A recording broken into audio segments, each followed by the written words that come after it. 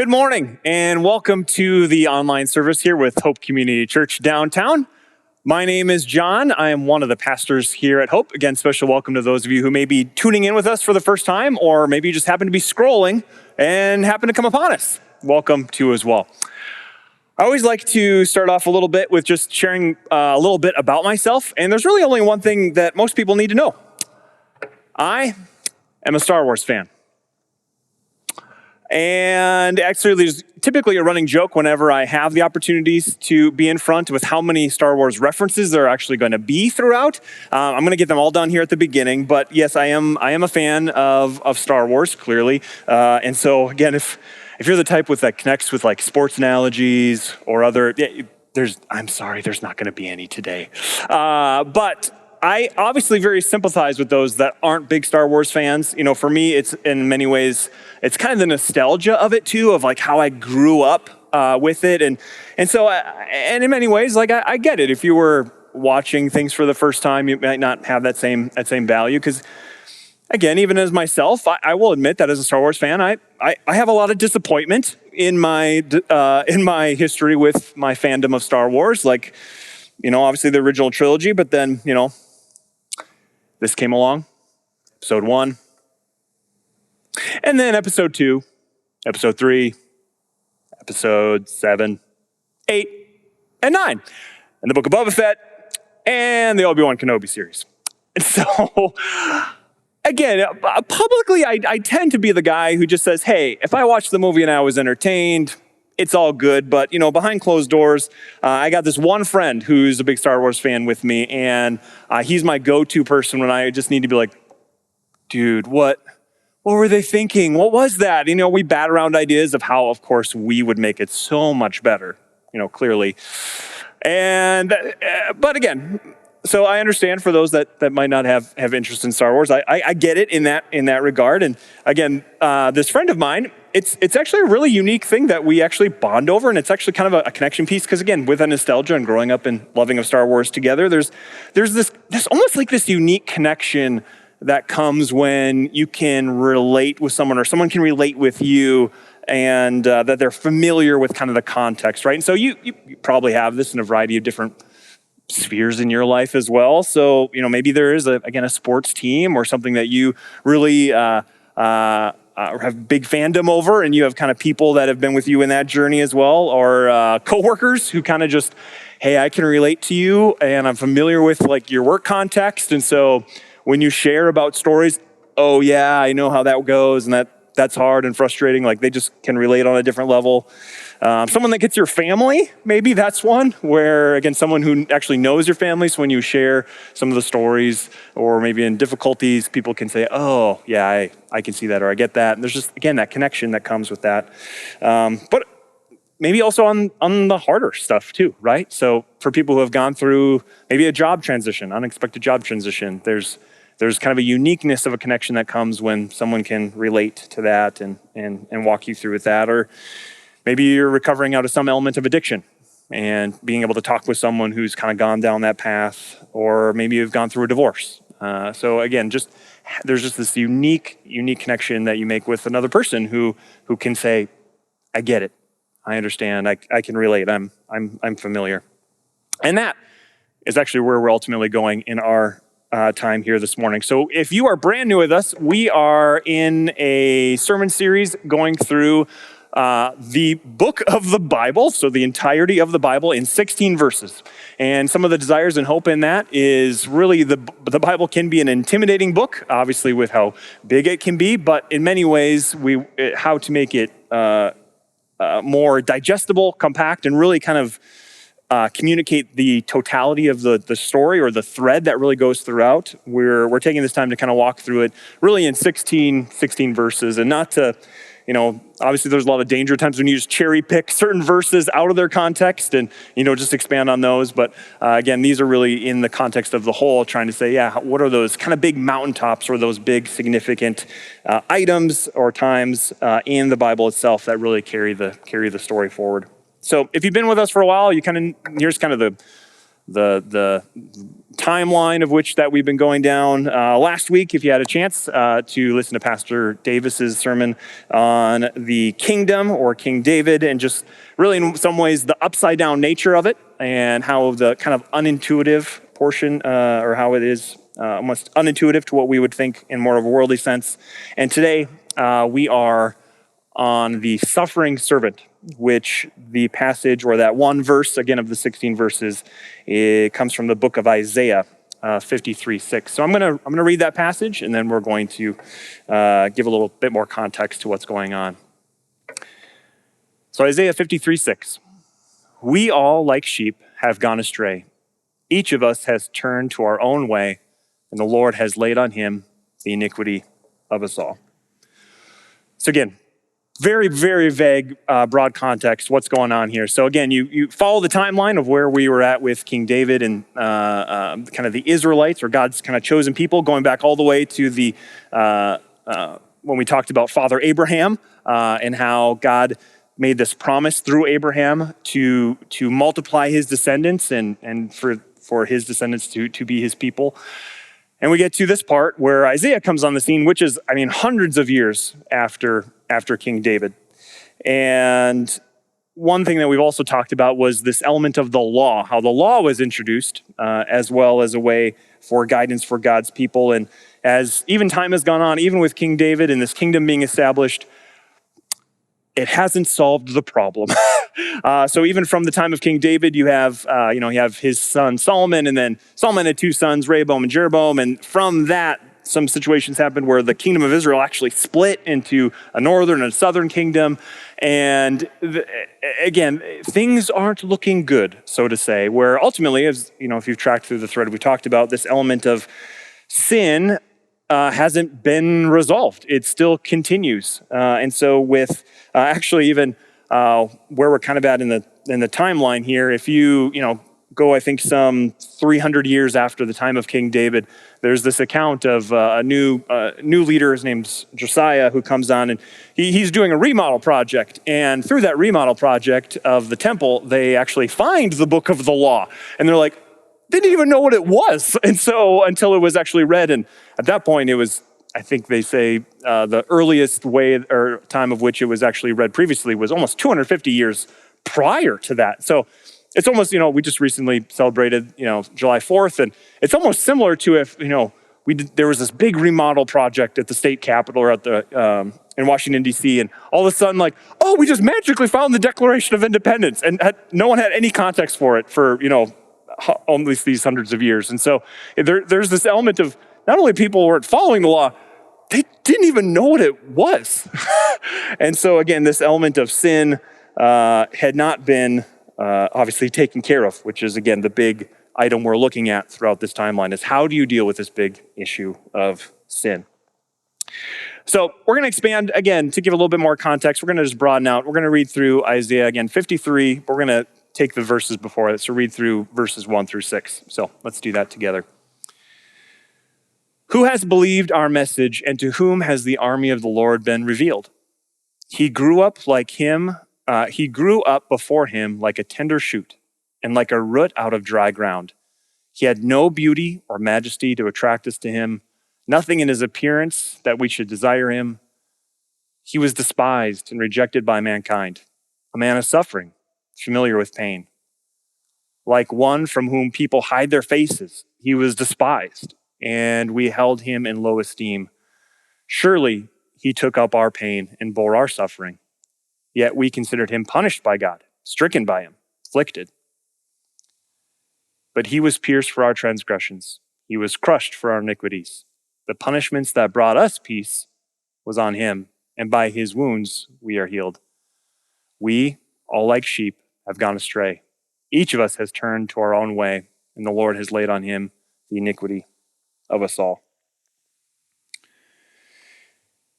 So again, in this context of this passage where Isaiah is a prophet, or that's why these books are often called the prophets, in this time of God using him as an instrument and a mouthpiece to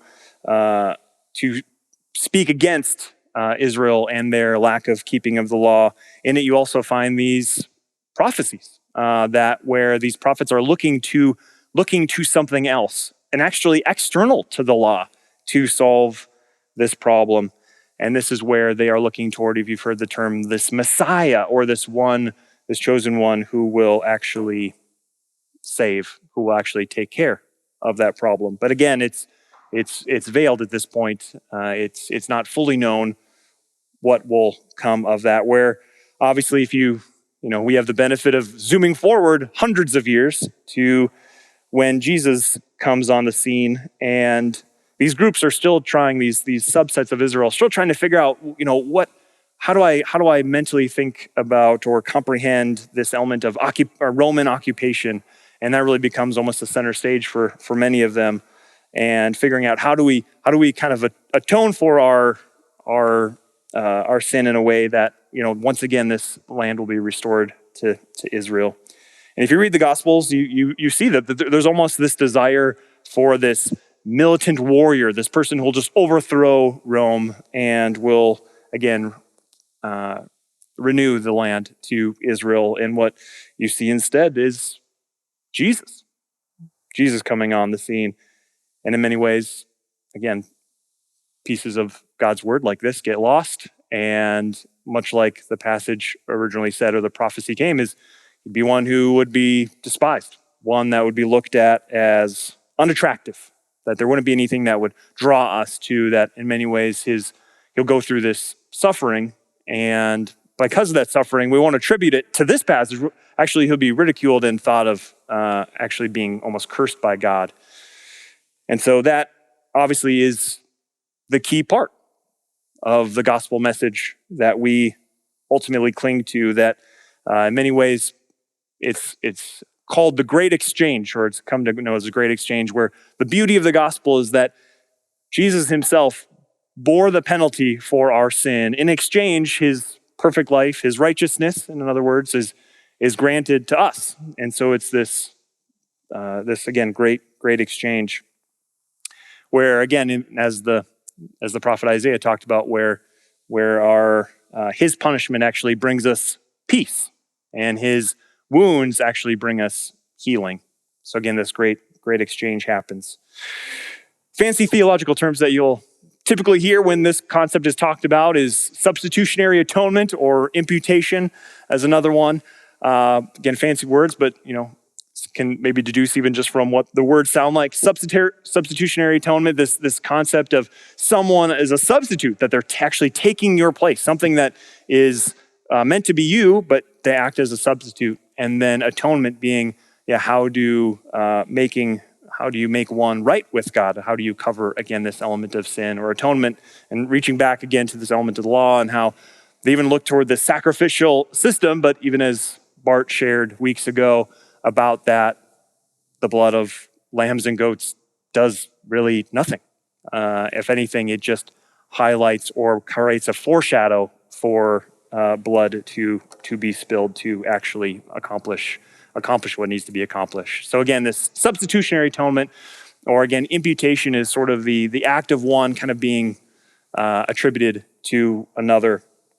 And I think a great, the beautiful thing about the Bible in many ways is when you get the full grand story of what God was up to, it allows you to look back and actually see, whoa, this is what God was doing from day one. And it actually offers a bit of a lens for you to understand how to understand previous passages, as well as application for us. And in this, I think a great example is one of good old David and Goliath. Obviously, like I mentioned, just coming on the heels of talking about King David last week with Pastor Davis.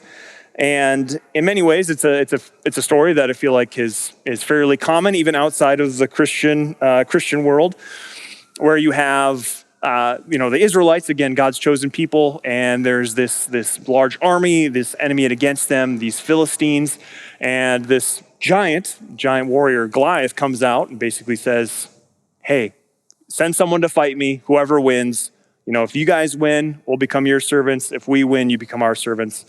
And he just taunts the people of Israel because, again, obviously no one feels capable of actually defeating him in battle. So in many ways, the Israelites feel like they are lost.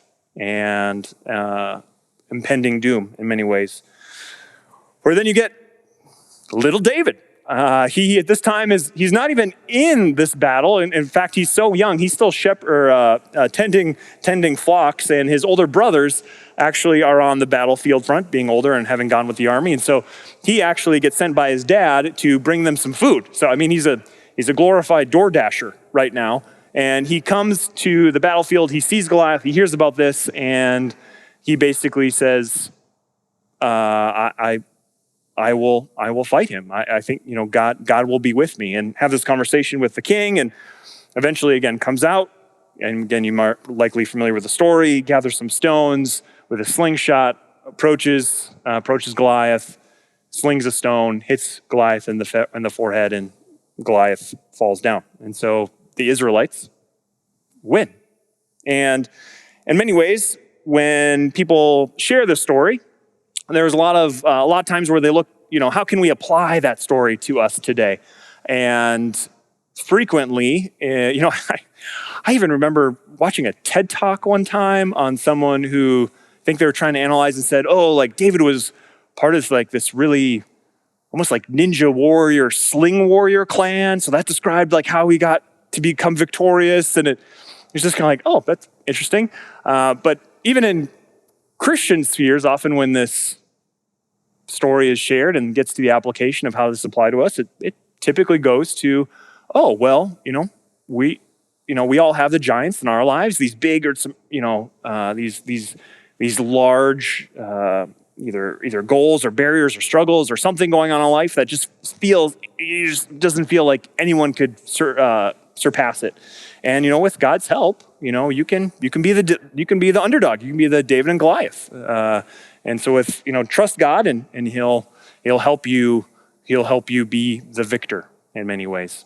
And what I think the gospel offers us is, in its beauty, is looking back again from the gospel in itself of the finished work of Jesus Christ. And I think we all struggle with who are we in these stories? When it gets to application, whose hats are we kind of taking on? And I think typically the struggle is we tend to put ourselves in the shoes of David, when in actuality, I actually think it's more accurate to say we're in the position of the Israelites, that we're in many ways, we're faced with an enemy of which there really isn't any hope, and we can't win on ourselves. Again, looking back at where we've been historically when it comes to this issue of sin, there's hundreds of years to prove that. And so instead, God provides a king who fights on our behalf, who is victorious, and that victory gets imputed, passed on to us, having done absolutely nothing. That's our application. That's what the gospel means for us, that God has done and finished. We are not the heroes. God is the hero. Fast forward even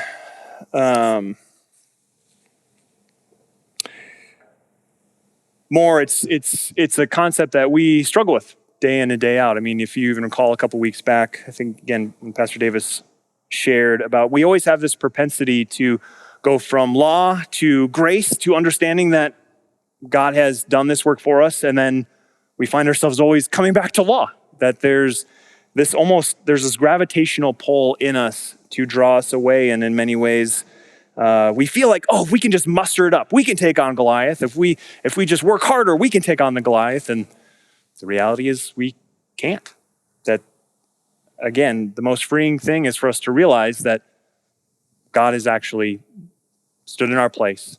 That, again, Jesus has come and finished the work that we ourselves couldn't do. And so in many ways, as a Christian and following Christ, it's often more about reminding ourselves of that reality rather than constantly learning new epiphanies or ways to new insights. It's remembering the work that Jesus has done. So again, coming off the heels of last week with the kingdom of God, with how Christ ultimately becomes the king, it's not through this militant conquest. It's It's his throneship in many ways comes through death, through suffering, through taking on the, again, iniquity of us all. He's crushed. And it's not, again, it's contrary. It's this upside down nature of what the world would expect. Now, again, there's multiple different implication pathways that you could take from Isaiah and this pathway. And so obviously many ways you could go. The one that I really want to spend a little time talking through really focuses on that verse 3. And so specifically, if you see it highlighted, this element of Jesus described as a man of suffering, familiar with pain. And in the same way, as we tend to be quick to forget, I want to branch off onto a couple passages in the book of Hebrews. I know we just finished a series on the book of Hebrews a while back, but want to draw them back front and center. And so I'm going to read two passages. I'll kind of read them through, go back and give a little notes on each as we do so. So the first comes from Hebrews 2, 17 through 18. It says this: "For this reason, he had to be made like them, fully human in every way, in order that he might become a merciful and faithful high priest in the service of God, that he might make atonement for the sins of the people, because he himself suffered when he was tempted. He is able to help those who are being tempted." So again, just, I know it's kind of taking a snippet of a passage amidst the whole. And so, for this reason, he was talking about just the element of God's creation of humanity and Jesus being made like them. And as it talks about then from verse 17 on, for this reason, he being Jesus had to be made like them, us humans, fully human every way, in order that he, obviously Jesus, might become a merciful and faithful high priest. So again, if you remember from our time spending in the book of Hebrews, this element of this priest, to be a priest would be one that would be kind of an intercession between God and the people. And so Jesus acts as that one that intercedes for us, that he might make atonement for the sins of the people, much like, again, we've just talked about with the passage in Isaiah. Again, because he himself suffered when he was tempted, he is able to help those who are suffered. Or again, he's able to say that in the reverse way. He's able to help those who are being tempted. Why? Because he himself suffered when he was tempted. And then the next passage just skips it forward a little bit into Hebrews, into chapter 4. "Therefore, since we have a great high priest," which you just talked about, "who is ascended into heaven, Jesus Christ, the Son of God, let us hold firm to the faith we profess. For we do not have a high priest who is unable to empathize with our weakness." Or to not say it in the negative, we have a high priest who is able to empathize with us in our weakness. "But we have one who has been tempted in every way, just as we are. Yet he did not sin. Let us then approach God's throne of law." No, let us approach God's throne of grace with confidence, so that may we receive mercy and find grace and help us in our time of need. Now, when I first became a follower of Christ, obviously I was wrestling with all the big questions that I'm sure, that we still have even today. But I remember taking an LDI class and we were going through something like this. And I remember really struggling with this concept of Jesus being able to empathize or relate to me, because I had this construct in my mind of like, hey, yeah, you're Jesus. We're a little different, and so I couldn't really wrap my head around like how can Scripture say that Jesus actually can relate to me when I know like he's divine, like he's God. How that just didn't compute, and I really struggled with that. And where the class was great, used this analogy that has actually really been helpful for me at different times, and use the analogy of a funnel. So if you think just kind of a normal funnel. This one doesn't have kind of a stopper or a cork on the bottom, but just imagine it did. And so the analogy was, if you're asking the question, can Jesus relate to me? There's kind of two questions in there that are actually kind of different. Because in some ways, what I was asking, if you use this funnel analogy and you think of, temptation, hardship, pain. It's like this pressure that gets put, like liquid pressure that gets put into this funnel. And, the question for me is, typically my experience is like, if I'm feeling hardship or struggle or temptation, it's basically I am either praying for the temptation to get away or that hardship to go away, or I'm praying, or I just sort of give in and I take off the stopper and just let it get released and give in to temptation and sin in whatever way. And I remember the analogy that was being used was, think of it like that. The question you're asking of like, can Jesus sin by his divine, like those are more questions about like the stopper or the cork. But what you're asking the question is about, can Jesus relate to me? And in many ways, Jesus, because very unlike me, who just, hey, gave in when the temptation was too much and just kind of let it disperse. In many ways, Jesus felt the most temptation, the most suffering, the most hardship, way beyond what I can comprehend, because he didn't do that. So again, separate question, but when it comes to the element of Jesus' relatability, like, no, he suffered the most. That if there's anyone that's actually able to sympathize or relate with me in my sufferings, it's actually Jesus. He's familiar. He's the one that can relate. For me, the past couple of years, I've had to learn this on a far deeper level than I ever thought I would need to. Past couple of years have been quite an up and down roller coaster for my family and I. And just to give context of, I'm going to share a little bit, just to give some context of what God has really brought us, me personally, but us as a family even through. And it goes back to the start of 2020, which is funny because a lot of this doesn't have anything to do with the pandemic. But whenever you say 2020, usually that's what people think you're going. But for us, it starts, the beginning of 2020, January 20th to be exactly. But we gave birth to our third child, our son, Simon. And his birth story was scary. And he, at that point, we were in the hospital. His heart rate basically dropped. They couldn't get it back up, and so rushed us to an emergency C-section. He was delivered, and but at that point, he was not able to breathe on his own, and there was questions about his lung development. Thankfully, again, by God's grace, we spent some time in the NICU, and he rounded a corner, which we were huge from, but obviously with just kind of the emergency C-section, it took a toll on my wife and her body. So there's a long recovery period with that. And so that kind of dominated a lot of our lives. And then shortly after, I personally was starting to just have some health issues that I was trying to investigate and figure out. And it was revealed and found that this would have been, I think, the summer or fall, that I have a brain tumor. And then shortly after that, and kind of figuring out a treatment plan for myself, we found out that my wife's father, was diagnosed, got a medical diagnosis, which basically gave him a 3 to 8 year life expectancy window.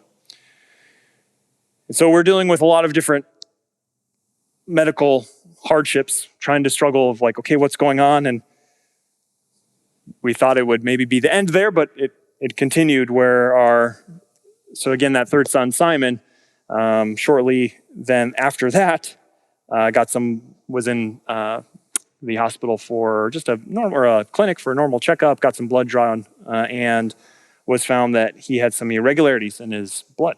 And specifically the white blood cell that is basically what helps you fight off infection, he basically had a depleted amount or a null amount of that. And so there was fears at that time as we started doing continual tests for I think it was an 8 or 9 month period where there was question if he had leukemia.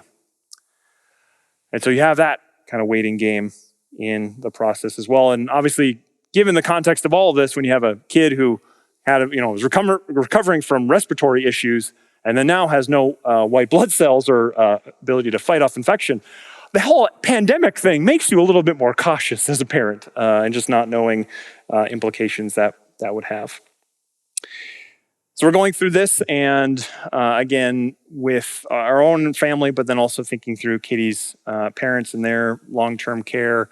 My wife is a nurse, and so we've always desired to be involved in their long-term care. And so we started brainstorming, hey, what would this mean? Everyone we've talked to has been in that, says proximity. Living proximity is a huge piece. And of course, if anyone wants anything, what do they want then?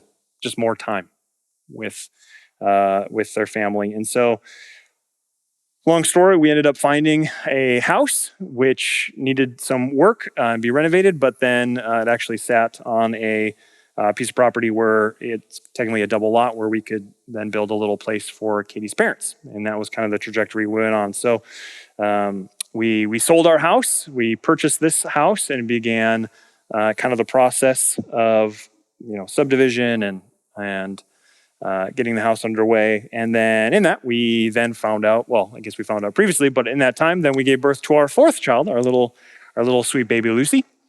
And in that, their birth story was also difficult. And in the process, also emergency C-section was needed. And in that, they actually ruptured a blood vessel in removing Lucy, and Katie started to bleed. And she was in the operating room for 5 or so hours.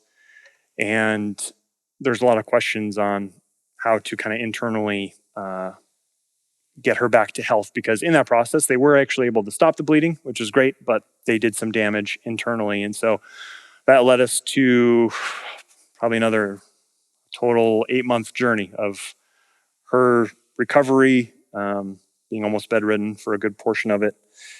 And in that, then to this house, again, go back to the other timeline, this house that we're renovating, to then move into and live for ourselves, because we're in a rental at the time, or now. And our contractor kind of stopped communicating with us, work wasn't getting done, and ultimately found out that kind of just took our money and ran.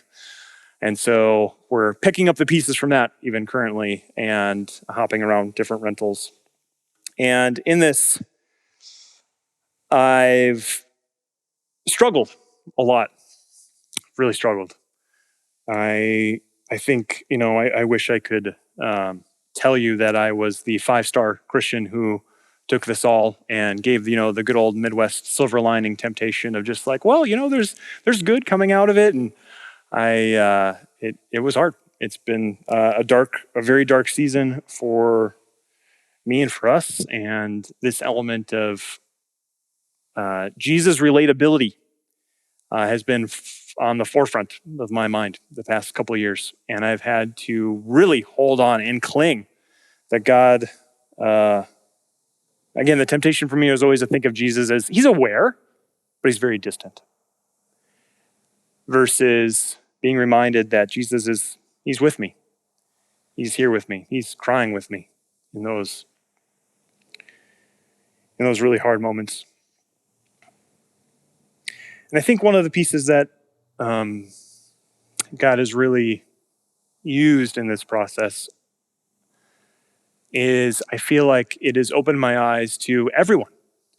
Everyone carries with them a list of sorrows, as I call it. That everyone has hardship, struggle, difficulty. And again, I think the hardest thing that we can do is and the worst thing I think the enemy would want us to do is like kind of compare hearts, where like, oh, well, I see about terrible things going on in different parts of the world, and at least I have this, and it in a sense it can make you almost brush off your heart or feel like, oh, I'm not going to really share or even allow God to enter into that space, being good old Midwesterns, versus this invitation that God gives of just come, cry with me through the hard. And I'm praying that amidst all this, that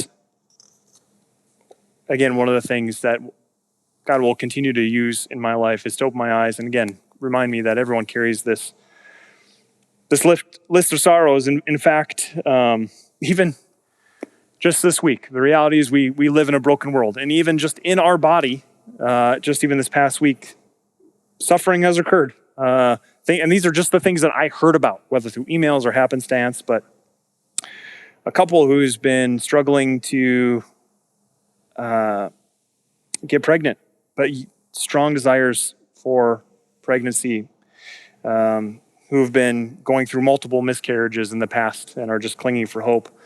Mother who was recently diagnosed with Lyme disease, the loss of a parent to death, potential job loss, financial worries, intense and unknown stomach pain that really doesn't have any clear answers at this point. And again, this is just this week, just things that I happen to hear about. And again, Jesus doesn't just mentally understand these things. He's familiar. He can relate.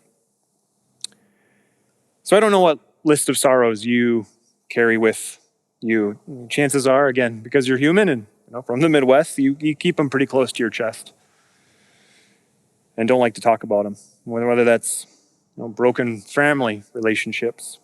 Maybe you feel like you've been relationally forgotten. Maybe there's some group of friends and you find yourself kind of being the one on the outside, the one that doesn't get invited or whatnot, and there's just extreme loneliness. If there's yearnings or desires in your heart that are going unfulfilled, whether that's desire to be married or desire to have a child. Some of you feel kind of outside the camp in whatever your social spheres are, even because of your choice to follow Christ. Some of you have life circumstances going on that you would never have chosen and really you have no control over. Financial worries, burdens, chronic pain, ailments, in which, again, that feels like there's no escape or no reprieve. And just pray that today would just be a reminder that of how you see Jesus amidst all of this, that God he's not aware, or he's not aware and distant, but he's actually there again, crying with you, that Jesus is a man of suffering, familiar with pain. So again, being reminded of this great exchange, that today just being a reminder on the two fronts, that his punishment has brought us peace, that the hardest reality is reminding ourselves that our current struggles, hardships, pains are not our biggest problem. Our biggest problem is our sin. And God has taken care of that. And in such a way, how much more so is he going to take care of the other things then as well, regardless of what outcomes might look like. And the second, that again, by his wounds, we experience healing. It's happening now, but ultimately looking ahead to another promise that's given, and a teaser to the back of the book of the Bible, Revelation 21, which is what we have to look forward to, is, "Then I saw a new home and a new earth, for the first heaven and the first earth had passed away, and there was no longer any sea. I saw the holy city, the new Jerusalem, coming down from the heaven from God, prepared as a bride beautifully dressed for her husband. And I heard a loud voice from the throne saying, 'Look, God's dwelling place is now among the people, and he will dwell with them. They will be his people, and God himself will be with them and be their God. He will wipe away every tear from their eyes. There will be no more death, or mourning, or crying, or pain, for the old order of things has passed away.'" I can't remember the exact date, but I went to the movie theater and saw the new Spider-Man movie. Don't worry, there's not going to be any spoilers here, but I share because there is a part. I'm going to share a part of it. It's not going to spoil anything, don't worry, but if you haven't seen it. But there is this part of the movie when one of the, bad guys. Doc Ock, if you're familiar.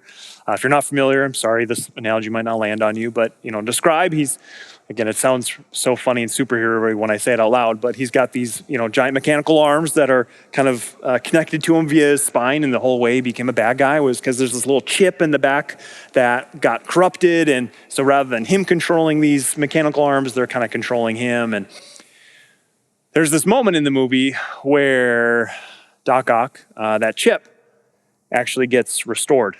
And there's a lot of climax kind of building up to it. And there's this moment where, this new chip gets put in and it's just silence. And all you see on, again, Doc Ock's face is just almost disbelief, looking around. And you could just see on his face this feeling of almost gasping for breath. And he just utters these words of, "It's been so long. I've forgotten what it's like." And then his face just kind of turns to joy. And I remember sitting in the movie theater and I start crying at this part.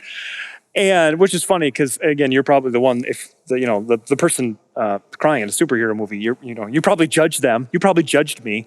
But at that moment, again, this was in probably the heat of everything that was going on in our lives. And I remember just thinking, that's it. That's Revelation 21.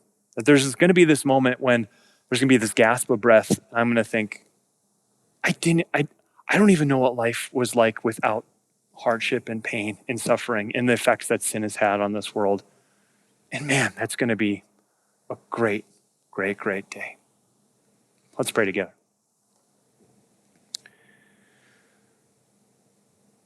Lord, I pray for all of those who are listening right now. I acknowledge that everyone carries their list of sorrows. There's probably a long list for many who are listening who, again, have not even found a place to share them, that they found like they feel as if that those keep even in their internal world. And Lord, I pray for this morning. I pray that this would just be an opportunity for them to see you, to experience you, and just to feel your presence, to feel your closeness amidst that. And Lord, I pray that, again, today would be a reminder of the work that you have done for our biggest need, and may that give us the reassurance of our ability to trust you for the other needs and the other struggles that come. And again, help us give a glimpse for that day when all will be renewed and all would be made right. Lord, we cling so hard to that day. Lord, so we love you and pray these things in your name. Amen.